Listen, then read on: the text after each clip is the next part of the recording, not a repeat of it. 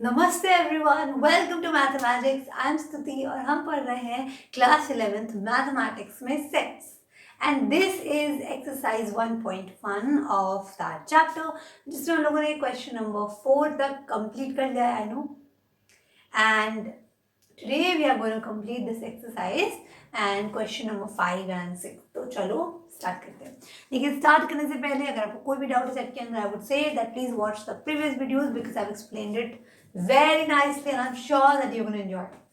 और अगर आपको कोई भी एक सेकेंड, आई वांट कि पहले आप ये एक्सरसाइज खुद से ट्राई करो क्योंकि आई नो आप कर लोगे, और फिर अगर समझ नहीं आए देन वॉच द वीडियो। तो लेट्स स्टार्ट द वीडियो। अब देखो आपका क्वेश्चन नंबर 5 में क्या कहा है, list all the elements of these sets. That means you just have to tell कि ये जो इन्होंने क्या, अच्छा आपको पता होगा अगर आपने पढ़ा हुआ है set builder form, roster form, तो आप जानते हो that this is what, this is set builder form. Very good. ये सेट बिल्डर फॉर्म में आपको सेट्स इन्होंने लिख के दे दिए हैं। Now you have to list those elements कि भाई लिस्टिंग हम किस फॉर्म में करते हैं, रोस्टर फॉर्म में। तो आप चाहे कुछ भी समझ लो, आपको उसका रोस्टर फॉर्म बनाना है, लिस्टिंग करनी है, वॉटएवर। तो चलो स्टार्ट करते हैं। प्यारा आपकी स्क्रीन पर पहला क्वेश्चन क्या है, ए दे रखा है आपका, A is equal to X equals, तो गायब ही हो गया, एक्स कोलन, यानी कोलन मतलब होता है सच दैट, ये आपको बता चुकी हूँ मैं। एक्स का मतलब देखो, एक्स का मतलब होता है एलिमेंट। क्या होता है? एलिमेंट मतलब ऐसे ऐसे लोग, ऐसे ऐसे प्रजातियां आपके सेट में आ रही हैं, सच दैट। कोलन मतलब होता है सच दैट, जो इन प्रॉपर्टियों को फॉलो करेंगी। कौन सी प्रॉपर्टी? जो देखी हुई, क्या लिखा हुआ है, x is an odd natural number. मतलब बेसिकली आपसे कह रहे हैं कि आपको ऑड नेचुरल नंबर का सेट बनाना है। ठीक है जी, तो हमको आता है, क्या बनेगा बताओ, a equal to odd number किससे स्टार्ट हो, नेचुरल नंबर आपके 1 से स्टार्ट होते हैं और आपको सारे ऑड नंबर्स लिखने हैं। तो 1 3 5 7 एंड डॉट डॉट, करेक्ट।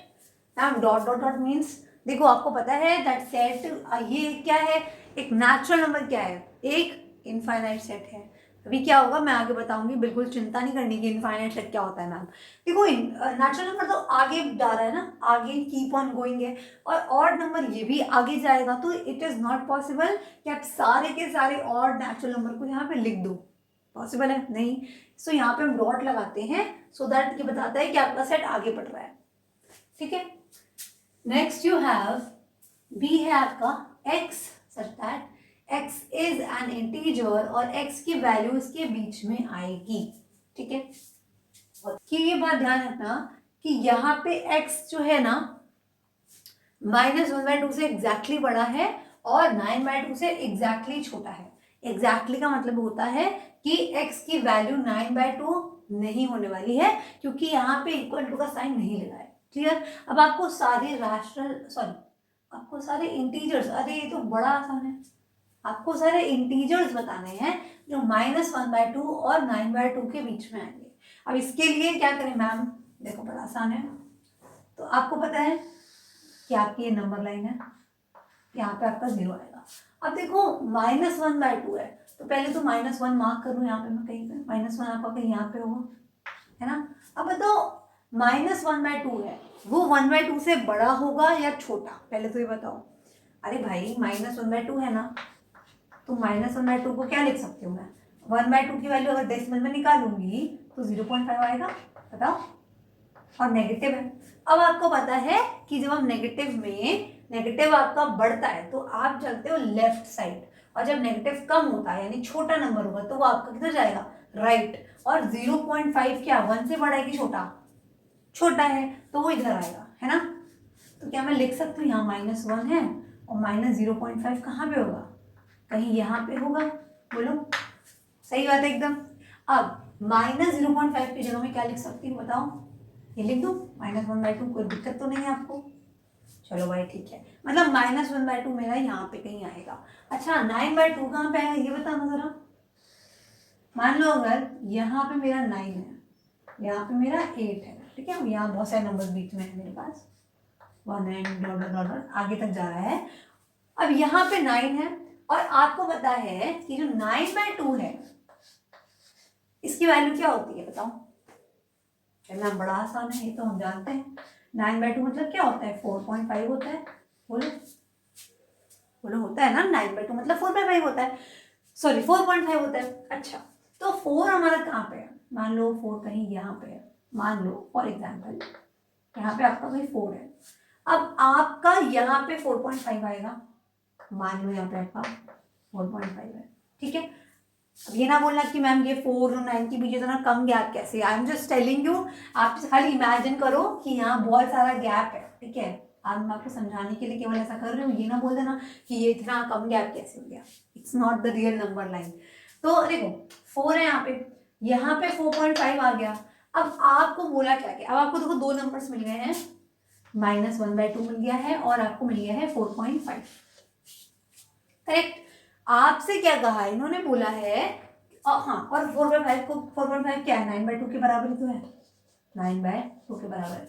आपसे बोला गया है कि मेरा जो x की वैल्यू है वो -1/2 से बड़ी है और 9/2 से छोटी। मतलब आपको इंटीजर्स ऐसे लेने हैं जो -1/2 से उधर हो और 4.5 से इधर।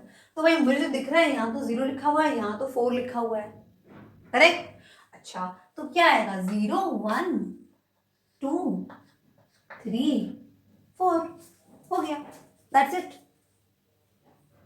समझ में आया क्या बोला मैंने? बड़ा आसान है। देखो आपको कहा था कि आपको लेने हैं इंटीजर्स, क्लियर, और आपको ऐसे इंटीजर्स लेने हैं जो इन दोनों के बीच में आते हैं। तो पहला काम आपने क्या किया? इन दोनों को आपने नंबर लाइन पे निकाल दिया कि भाई नंबर लाइन पे देखें तो इनकी वैल्यू क्या होती है। फिर आपने क्या किया? उसके बाद आपने इसके बीच में निकाल दिया। अब आप इसको सीधे सीधे ना कर पाते, इसीलिए आपने पहले इनको डेसिमल एक्सप्रेशन में कन्वर्ट किया ताकि आप ये जान पाओ कि कौन से नंबर के बीच में लाई करेगा। अब आपको मालूम पड़ गया कि 0 के इधर आएगा, तो 0 से आपका स्टार्ट हो जाएगा सेट, और 4.5 इससे बड़ा है और 4.5 से एग्जैक्टली छोटा कौन सा इंटीजर होता है? 4 होता है, ठीक। तो ये आपका सेट बन गया। तो आप क्या लिखोगे यहाँ पे? बड़ा आसान है, b बराबर यानी b इक्वल टू क्या आएगा? 0 1 2 3 एंड 4, ठीक है, इसी था ना। अगला है आपके पास x इज एन इंटीजर कि x² की वैल्यू जो है वो लेस देन इक्वल टू 4 है।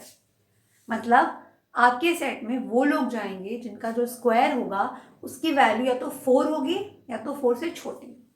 अच्छा, मैं ये ट्राई करो इसको पहले। हाँ ट्राई करो पहले, सब कुछ आपको खाली देखना ही है। प्रवचन नहीं सुन रहे हो आप, क्या कर रहे हो आप मैथ सॉल्व कर रहे हो। पेपर पेन लेके जरूर बैठा कर।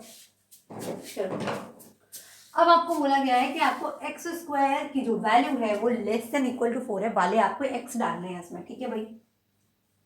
पहले मेरे को ये बताओ ऐसे केस में क्या करोगे? x² की वैल्यू लेस देन बराबर 4 है, ठीक है। आपको ऐसे है यानी आपको x को फाइंड करना है, ठीक है भाई। देखो जब आपको ऐसा क्वेश्चन मिले तो आपको कुछ नहीं ज्यादा करना, आपको सिंपल ले लेना है। पहले तो x की वैल्यू क्या होगी? अगर x 4 होगा, ठीक, मान लो, सॉरी x² को 4 मान के चलो, ठीक, क्या आएगा?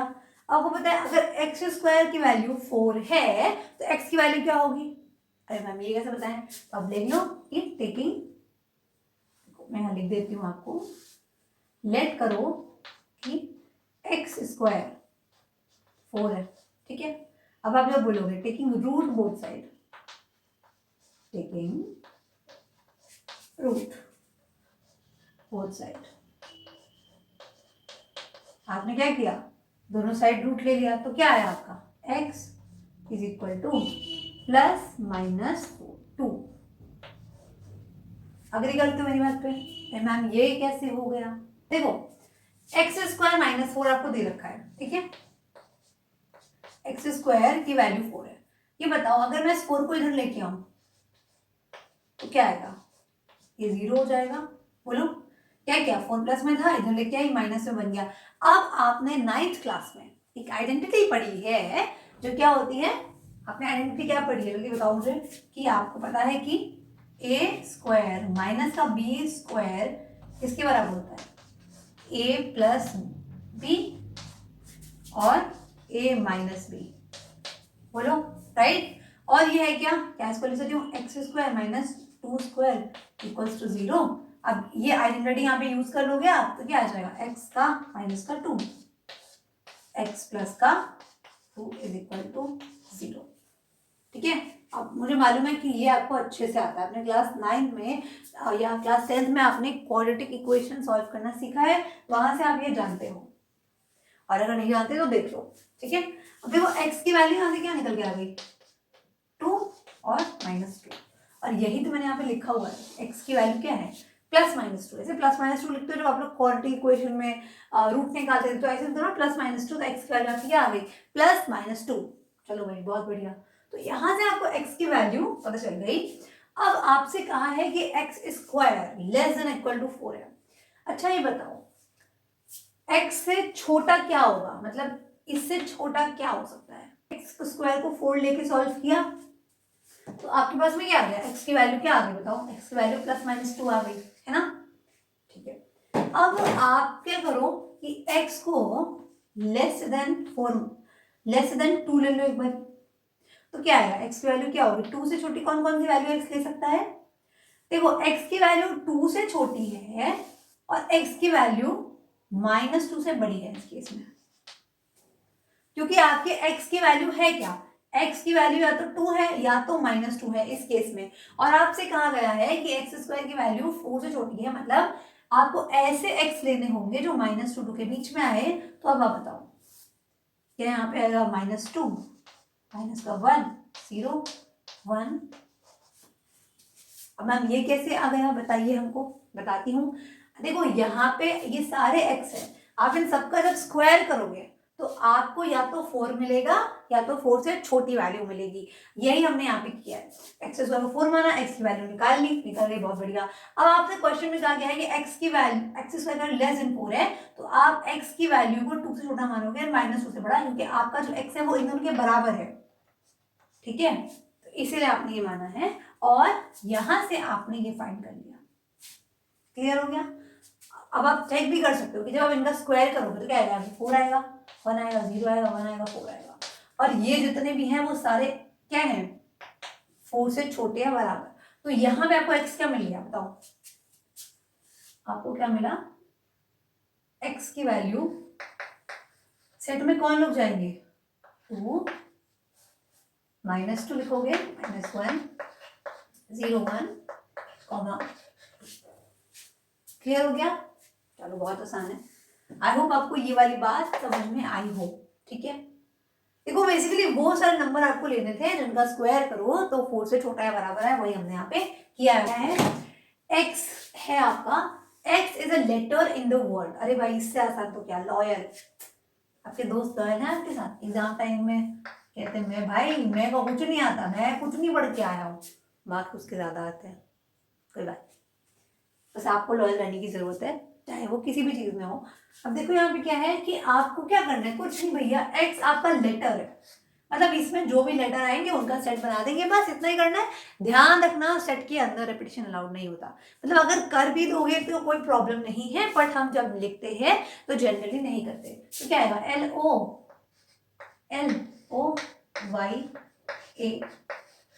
एक और एल है, पर आप ध्यान दोगे यहाँ पे हम ऑलरेडी एल लिख चुके हैं सेट में, तो दोबारा एल नहीं लिखेंगे। क्लियर, चलो नेक्स्ट है x is a month of the year not having 31 days. ध्यान से पढ़ना, क्योंकि कई बार हम क्या करते हैं, जल्दी जल्दी क्वेश्चन पढ़ते हैं, तो नॉट भूल जाते हैं पढ़ना। I do this a lot, so that's why I am telling you. तो यहाँ पे क्या है, x आपका क्या है, आपको x यानी कि वो मंथ लेना है, आपके सेट में वो मंथ आएगा जो जिसके पास 31 डेज ना हो। ठीक है, तो आपको पता है कौन कौन सा मंथ होता है, ये बता दो भाई, जल्दी से बता दो क्या होता है, मैं इसको यहाँ लिख देती हूँ। ठीक है, आपको मालूम है, देखा नहीं, जनवरी आपका 31 डेज का होता है तो आपको उसको नहीं लेना, बाकियों को लेना है। तो फरवरी मार्च अप्रैल, मार्च नहीं लोगे, अप्रैल मई नहीं लोगे, देन मई के बाद जून, जुलाई नहीं लोगे, जुलाई सितंबर आएगा यहाँ पे, सितंबर अक्टूबर गायब होगा, नवंबर एंड दिसंबर फिनिश। तो दिस इज योर सेट, ठीक है, दिस इज योर सेट। तो यहाँ पे किसका सेट आपने बनाया है? ऐसे मंथ आपको चाहिए जिनमें 31 डेज ना आते हो। तो ये जितने मंथ हमने यहाँ लिखे हैं उनमें 31 डेज नहीं आते, ठीक है। अगला है x is a consonant in the English alphabet which proceeds के। अब प्रीसीड्स क्या होता है? देखो प्रीसीड्स का मतलब होता है पहले। क्या होता है? प्रीसीड्स मतलब पहले होता है। तो आपको क्या करना है, आपको उन लोगों का सेट बनाना है जो कॉन्सोनेंट है, ठीक है। इंग्लिश अल्फाबेट में कॉन्सोनेंट मतलब होता है जो वोवेल ना हो, मतलब ए ई आई ओ यू को छोड़ के जो भी बनेंगे वो आपके क्या होंगे? के। अच्छा, के से आपको छोटे मतलब पहले आने वाले लोग चाहिए।